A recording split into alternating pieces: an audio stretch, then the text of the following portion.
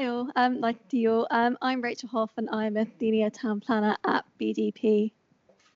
And this evening, I'm going to make the case that the way that we approach equality, diversity, and inclusion in the workplace could usefully be informed by a key concept from town planning known as the planning balance. Often when we hear about town planning in the press, it has the image of kind of being red tape that stops us from building the things that we need. And there are, of course, many times when that is true, and I'm sure that some other people might be telling you about that later.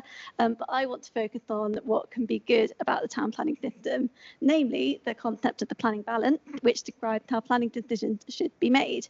And that involves weighing up all of the relevant factors, which might include those on the screen, to work out whether the positive outweighs the negative and planning permission should be granted. And that's not a simple thing to do. Sometimes the factors conflict and we have to make value judgments about how they should weigh against one another. But at its best, I think that's what planning should be. It's not red tape, but it's a means to mediate that complexity and decide what we really value. So I want to move on to apply that lens to EDI, which I think also risks being viewed as a bit of a tick box activity. However, I think we need to recognise that, like the built environment, it's inherently complex and that should be embraced. And I'm going to explore that through three key questions. So firstly, who is doing the work? It'll be quite easy to look at that and say we need more women. But I think to address that, we actually need to look at multiple barriers to inclusion and how they interact. We need more neurodiverse women. We need more women of colour if we're going to be truly inclusive. Secondly, how are we working?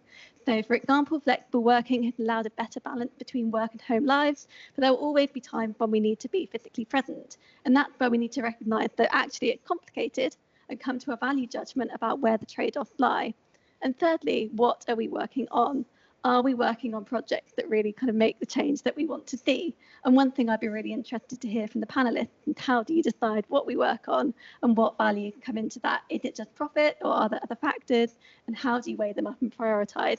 So just to sum up, I think that by applying a planning balance lens, we can improve our approach to EDI, but importantly, that bit also translates back into our built environment. By having a range of voices in the room, we put the right things into the balance and get better development out of it.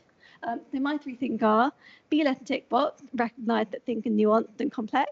In recognising that, make a decision about what we truly value. And thirdly, put words into action. We can't let complexity become red tape, and we need to get building.